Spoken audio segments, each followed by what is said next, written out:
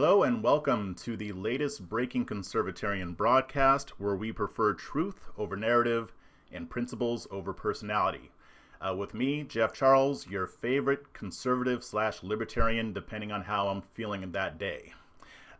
So what we're going to talk about today is the depravity of the corporate press, which is continuing to be exposed as a propaganda mill whose objective is to influence us rather than inform us. Now, the reality of this situation came to light once again when a former MSNBC producer named Ariana Pekari announced that she had left her former employer. And after she left, which I guess her last day was the 24th of July, but she recently published a blog post on her website, which I will link to in the show notes. And it basically put up a scathing blog post about her former employer and also the rest of the journalistic community. So in this video, I'm going to break down this story a little bit, and then I'm going to give you my thoughts on how we can reform the world of American journalism. Won't be easy, but I think it can be done. But before I continue, please remember to subscribe down below, share this video, and please give it a like. So I'm just going to hop right in right here. So she put up this blog post, I believe it was 2 days ago. And basically her overall argument is that the corporate media has become a dangerous influence on American society because news outlets have become more concerned with ratings and politics than it is with keeping us informed. And she actually refers to this characteristic as a cancer. She starts off basically saying the problem is the job itself. It forces skilled journalists to make bad decisions on a daily basis. And then she continues. I'll quote from her blog post. As it is, this cancer stokes national division, even in the middle of a civil rights crisis. The model blocks diversity of thought and content because the networks have incentive to amplify fringe voices and events at the expense of others, all because it pumps up the ratings. I'm going to come back to what she said about the fringe voices and the fringe elements on both sides a little bit later in this video, but she is spot on, probably even more right than she knows. Now, as an example, she focuses on how the media is handling the COVID-19 pandemic. And she rightly points out that the media is more focused on President Trump than they are on providing information about the virus itself. To quote her again, she says they prefer to focus on politics rather than solutions. And she also, again, points out how pernicious of an impact this could have on the public, because instead of informing us about the virus itself and the efforts being made to stop it and what we can do to protect ourselves, they're more focused on Orange Man bad and attacking Trump. Now, some conservative outlets have portrayed her blog post as an indictment of MSNBC and the left-wing media, but that's not true. She was indicting all media, including conservative media and progressive media. And now she didn't mention Fox by name in this particular blog post, but she does talk about the media in general, not just MSNBC. So that would include Fox News, that would include other right-leaning outlets that you might see online. And in another blog post, she even clarifies that and talks about how Fox actually asked her to come on to talk about her article, but she refused because she knew that they were going to use it only to attack the left and not to really report honestly on what she was saying, which of course they ended up doing anyway without having her on. So just to be clear, Pekari is not just talking about MSNBC. She's not just talking about CNN, NBC, CBS. She's talking about Fox News. She's talking about other outlets on the right as well, because when you look at the mainstream media, they're pretty much all guilty of this at one point or another.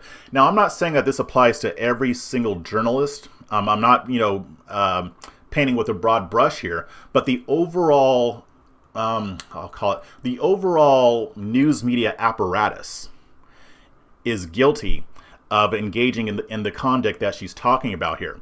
So just to expand on that a little bit more, in these situations, we see the left use these types of disasters to launch political attacks and promote a progressive agenda. So that's what the left does. They whenever something, it doesn't even have to be COVID-19. It could be anything. Whatever happens, they leverage it as a political attack, and they're usually using it to attack Trump, and then to also promote whatever arguments they're trying to push. Like, say, if there's a mass shooting, they want to promote gun control, and then they want to blame it on find any way they can to blame it on Trump. And yes, it's become ridiculous. It's become almost cartoonish the way these people will blame Trump for everything.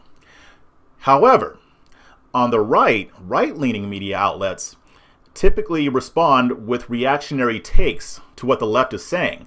And on the right, we also politicize the matter. And I say we because I'm a member of conservative media. But we do tend to be reactionary. Instead of taking an issue and putting forth our own ideas, putting forth our own arguments, we only react to what the left is saying. So that basically renders us impotent. We can't affect change if we're just pointing out how the left is wrong. And I actually pointed this out on Twitter. I think it was Sonny Johnson that had posted something about how, or maybe somebody else, but they posted something on how, we're always complaining about how the progressives talk about race. And we're always complaining about how Democratic politicians race bait all the time. We're always complaining about left-leaning pundits who call everybody racist, and they say racism is everywhere. But the problem is that on the right, we basically take the polar opposite position of the left because we're reactionaries and we're not coming up with our own ideas. And again, that just makes us look silly, and it allows the left to dominate the narrative. They have the most input and influence on racial matters because the right is just obsessed with just trying to refute everything that they're saying. Well, the part that's missing is that, maybe conservatives should take this opportunity to be the adults in the room. And while the left is going crazy, let them go crazy with race. People can see through that. I think most people on the left and the right can see through what progressives are doing when they're trying to pretend that racism is behind every tree and under every rock. So on the right, this is an opportunity for us to say, you know what? They can say what they want, but here, let's have an actual honest conversation about race instead of just pretending that it doesn't exist so that we can be on the polar opposite of the right. Or the polar opposite of the left. I think that more people would be more accepting of that than what the right is doing right now. As a matter of fact, I know that's true because I've seen those conversations happen in real life. People who lean more to the right having honest conversations with people who lean to the left. These are what regular people do. But that kind of gets me to what I'll talk about a little bit later in the video when we're talking about the fringe elements. So to give you an example, if you look at the furor over hydroxychloroquine, it's a great example. So President Trump came out and basically co-signed the drug. And you can agree with that or disagree with that, that's fine. But the only reason why the left now opposes hydroxychloroquine is because Trump co-signed it. And I'm sorry, their motives are very transparent. We know that is the only reason. If Nancy Pelosi had come out before Trump and said, hey, this hydroxychloroquine drug, this might work to help with COVID-19, they would be all over it. They would love it. Conversely, if that had happened on the right, we would not be promoting hydroxychloroquine because the only reason that people on the right are promoting the drug is because Trump co-signed it. So basically, the left hates the drug because Trump suggested it. The right loves the drug because Trump suggested it. And because they need to react to what the left is doing, right? But if you look at the situation, which side is really informing us on this drug? Realistically, none of them are. Now, I will say that there are individuals, both on the left and the right, who are giving informed opinions on it and at least giving us the information that we can use to come up with our own positions. But most of them aren't really engaging in that type of activity. So the reality is that there have been cases where the drug was shown to help. That's undeniable. However, it's not necessarily the silver bullet that some have made it out to be. And Trump did kind of exaggerate a little bit, but we know how Trump talks. He said it was a game changer. He said it was this and that. But at the same time, while I wish he would, be more precise with his language, I can't really blame him that much, because by this time we all know how he talks. I know, and a lot of people use hyperbole that way. So, but anyway, that was just an example. But let's get on to some possible solutions, because she does have a suggestion, and then I have mine. But her summation of the state of the corporate press is accurate. And this is especially apparent to people like myself who pay very close attention to the reportage of news outlets on both sides. And it's become abundantly clear that the reporting is more intended to earn ratings by selling outrage porn to a populace that has become addicted to outrage porn. They've got us hooked on it like drug dealers. Like the news media, for all intents and purposes, are propaganda pushermen. That reminds me of that Curtis Mayfield song. If I could play it, I would, but I'll get a copyright violation. But maybe I'll put a link to the song. It's a great song, Pusherman. Yeah. And anyway, but basically, both sides have become political propaganda pushermen on the corner, who are all too willing to help us get our daily fix of what the hell is wrong with these Trumpers, or what the hell is wrong with these SJWs. They love that. And as Picari pointed out earlier, they do this by focusing on the fringe elements on the opposite side. So right-wing media will focus on the fringe elements on the progressive left, like your purple-haired feminist, your SJWs, your people who actually do want to abolish the police, the people that most would consider to be wackos, left-wing wackos. They focus on those people, and then they ignore or basically pretend that the regular, the sensible, the rank-and-file folks don't exist on the other side. And I know that this has been effective, because I've had so many conservatives, when I say something like sensible people on the left, they'll say there are no sensible people on the left. Well, if that's what you think, then you've been conned, and the right-wing media has done its job well, because there are plenty of sensible people on the left who may disagree with us on some issues, but would probably have more in common with us than right-wing media would want us to think. And the same thing goes for the left, because the left focuses on the fringe elements on the right. So basically, they make it sound like the majority of conservatives are racist, are alt-right, bigoted, xenophobic, all the phobophobic istophobes. Like they make it sound like everybody on the right is like that. And the thing is, those people do exist on the right, just like the crazy people exist on the left, but they don't represent the entire movement on both sides. But by focusing on these fringe elements, they're able to foment more outrage. They're able to make us conservatives pissed off at the left and make the left pissed off at the right, because we both have inaccurate views of each other. A lot of times people will say, well, these fringe elements, they don't represent the whole movement, but they're just the loudest. I disagree. They're not the loudest. They're just the ones that have the microphone, because the media on both sides give them that microphone.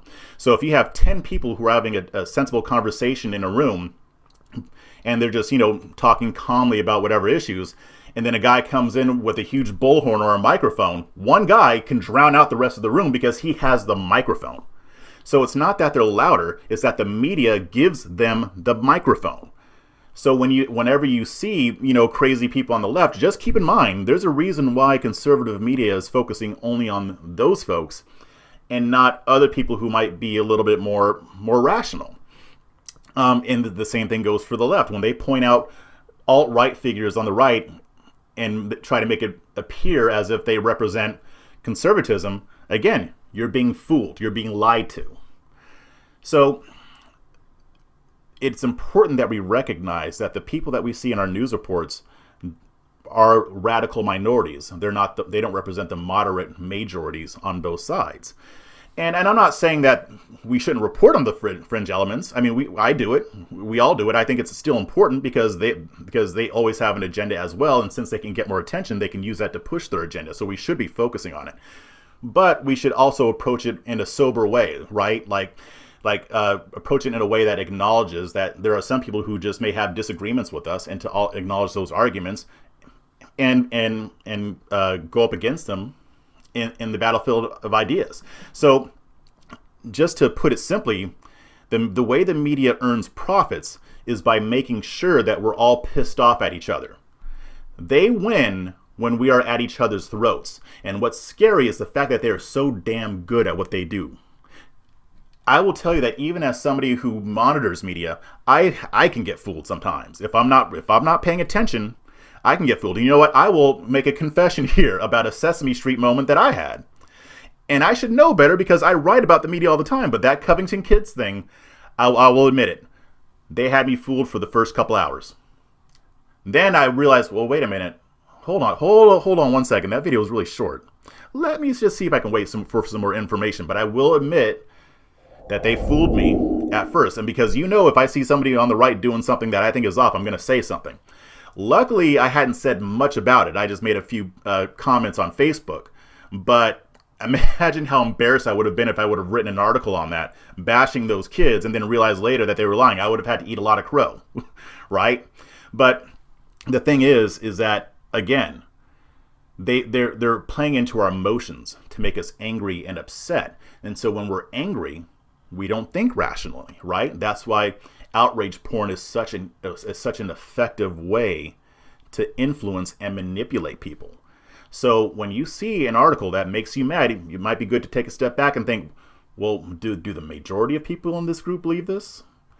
Or are some believing it and they're making it sound like it's a lot?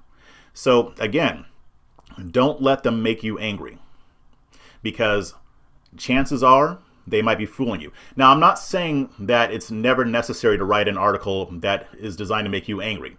I've done it before. I try not to do outrage porn, but if I write an article on human trafficking, you're damn right I want you to be angry. If I'm writing an article about police brutality, yeah, I want you to be angry, because those are things that I feel that are worth being angry at. But I'm not going to, blow up a situation that if somebody says something stupid on the left, I'm not going to write an outrage porn article about it. Now, I might mock it, I might make fun of it and repudiate it, but my objective with that isn't to make you angry. It's just to show you how stupid some people are. So, anyway, what Prakari suggested is that media outlets should contemplate more creative methods for captivating an audience.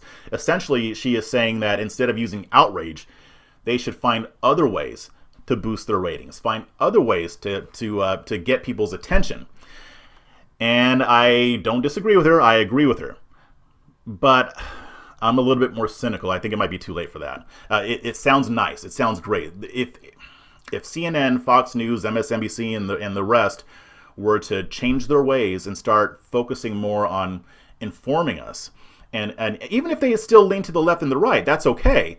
But if their objective is more to inform us and to inspire conversation, I think that would really benefit American society, because I'll tell you right now, the way they're doing it right now is killing American society, in my not so humble opinion. But anyway, I do think it might be too late for that. I hope I'm wrong, but I think it's too late for that. But there is an opportunity for alternative media and independent journalism. And I get that, that route has flaws too, but I think we are more likely to get actual information and more nuance from people who are independent, who aren't being told what they have to say and what they have to write. That's one thing I like about writing for Red State. They don't dictate to me what I have to write. I can write whatever opinion I want, even if they disagree, and they're okay with it. They have some, guidelines there, but not very many. But I think that that's where the alternative is. And I understand that this comes with issues, because that websites on the left and the right engage in a lot of outrage porn. When it comes to independent journalism, you have a lot of grifters. I'm not going to say any names, but you do have a lot of grifters out there who aren't really trying to inform. They're just trying to, I don't know. In some cases, they're trying to make you angry. In some cases, like there's one guy who was always talking about how there's going to be a civil war and all that. You know who I'm talking about, I'm sure. But, so there are some issues there. But I have also been able to get some decent information from independent journalists that I might not get on Fox News or on CNN. So I think that the more independent journalists we have, the better off we will be. So, it doesn't mean that everybody has to become a journalist, but if there are some that you like, then support them. Yeah, support them monetarily. Support them as far as sharing their content. If you find somebody who you think is doing their best to tell the truth, even if you don't agree with them on everything, support them, prop those guys up, because they need it. I mean, they need your support to be able to do what they do. I mean, I would rather pay attention to an independent journalist that's covering an event and live streaming footage, kind of like I did with the protests last week in Austin. I'd rather focus on that guy than on Fox News or on CNN, because you know that you're not going to get much nuance from that. I'm not saying you shouldn't read their material, but you got to take it for what it is. And I always encourage people to read both sides. I don't care if you hate CNN. I don't care if you hate the Daily Beast. I don't like them either, but I'm going to read them because I know that they will give me details that outlets on the right won't give me, and vice versa. Because remember, both sides have an incentive to deceive you and to play on your emotions. It's sad to say, but that's the truth. And again, I'm not saying that, I'm not calling out every single journalist that works for any of these outlets, but a lot of them do. I mean, there's some on the left that I like. I like Jane Costin, or Costin. I don't know how to pronounce her last name. I think she's great. I mean, she covers the right, but she's on the left, and she works for Vox.